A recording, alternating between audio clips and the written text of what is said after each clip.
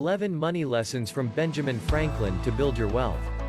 We are all familiar with the names of the wealthiest Americans today, like Bill Gates, Jeff Bezos, and Elon Musk. But who was the richest American in the late 1700s? Benjamin Franklin. He was the Elon Musk of the 18th century. Ben Franklin was the richest man in America. That surprised me when I first heard it. I guess it shouldn't have, as Ben's visage graces the $100 bill, and a slang term for cash as Benjamins. Ben Franklin started life with no money, and by 1785, he was the richest person in America. Ben Franklin still ranks as one of the 100 wealthiest Americans, adjusted for inflation, of all time. His advice on creating wealth is well worth considering.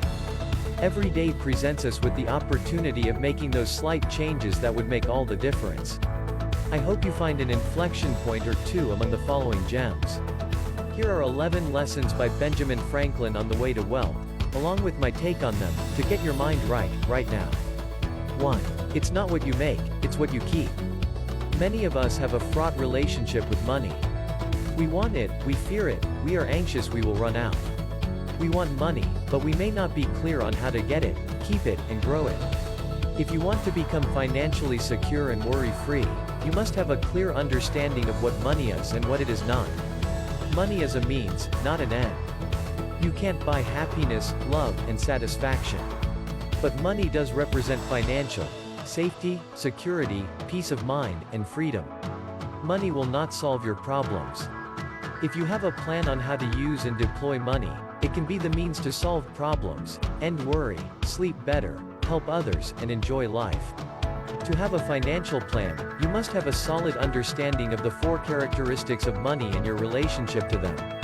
Your relationship with money separates into 4 aspects.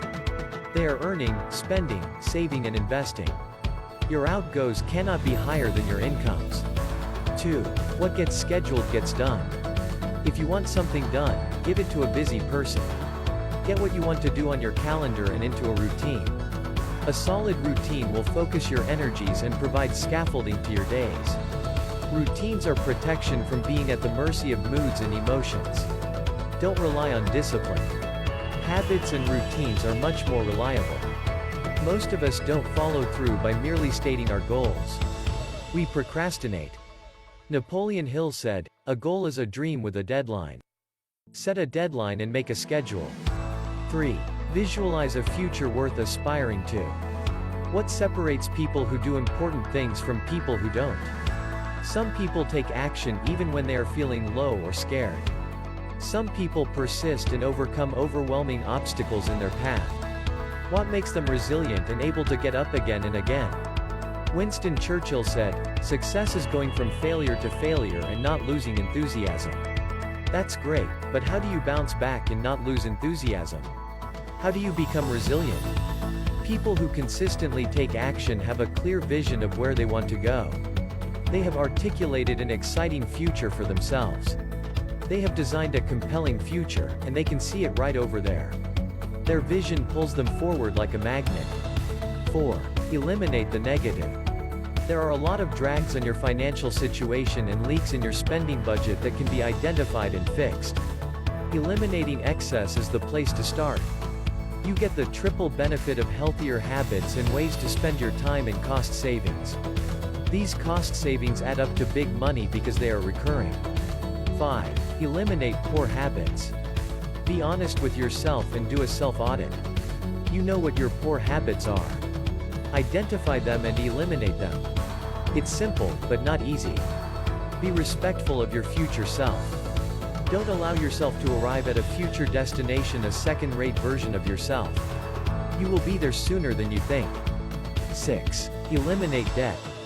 Either you master money, or it masters you.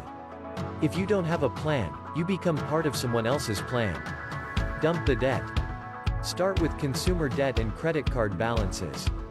Make it your goal to eliminate all your debt. 7. Remember, it's not what you earn but what you keep. A penny saved is a penny earned. The point is, watch the seemingly little expenses that slip through our fingers. John D. Rockefeller accumulated a fortune by scrupulously shaving a few cents off of the cost of making oil barrels. 8. Be cautious and bold. When I was younger, I spent like a drunken sailor. I thought if I could just make enough money, I would have a surplus that I could save. But every time I made more, I just spent more. My expenses increased to match my income. A lot of you can probably relate. It's like chasing a mirage or chasing the dragon. You never get there. It's a continuously receding horizon. Plug the leaks in your spending habits and save and invest. 9. Make cuts. Take a few moments to analyze your spending habits. It's time to make some cuts. Find a few areas where you're spending more than necessary. Start with the non-essential spending categories like eating out and entertainment. Do you have subscription services you're paying for but rarely use? Cut them first. Do you have a gym membership? Do you use it regularly? Cut it and work out at home with free videos. Do you have cable TV? Cut the cord, read a book, and save money. 10. Don't be seduced by sales. It's easy to get excited about a sale and discounts. That's why marketers run them. Marketers are savvy and sophisticated. 50% off, or, buy one get one free, ads make it tempting to buy stuff. It's like the siren's call in the Odyssey. If you need the item, there is nothing wrong with taking advantage of the opportunity. But you are wasting money if you buy it now, hoping you'll use it in some vague future. Many closet and garage are the graveyards of these kinds of purchases. If you have made any of those mistaken purchases, list the items on eBay and sell them to someone who will use them. Convert those impulse purchases back into cash. Don't shop just because you see a good deal or have a coupon. Unnecessary and impulsive purchases result in lost potential. You could easily save $300 a month by avoiding sales. That is $3,600 a year. If you save $3,600 a year in an investment account earning 8% per year and do that for 30 years, you will have $475,000. That is close to $500,000. 11. Pay attention to little expenses. We tend to think that $5 here and there won't have an impact. These little costs add up quickly. Without realizing it, you can spend hundreds of dollars each month on trivial things. These small expenses include things like subscriptions, restaurants, that gym membership you never use. You know the drill. Individually they don't impact much. But combined and over time, they are a significant drag on your future. Take the time to scrutinize your budget and identify your outflows of money. The goal is to eliminate unnecessary costs. Use judgment. Don't extinguish all your fun, but reevaluate what you are doing and why. Spend where you get pleasure. Just be aware and mindful of your spending and make sure you are getting your pleasure bang for your buck. Saving an additional $100 each month by trimming waste can go far when you save and invest it. Investing $100 a month that earns a 7% annual return will give you $130,000 in savings over 30 years. In summary, here are 11 money lessons from Benjamin Franklin to build your wealth. It's not what you make, it's what you keep. What gets scheduled gets done. Visualize a future worth aspiring to. Eliminate the negative. Eliminate poor habits. Eliminate debt. Remember, it's not what you earn but what you keep. Be cautious and bold. Make cuts.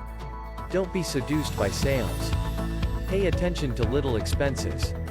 What are your thoughts and experiences about earning, saving, spending, and investing money to build your wealth?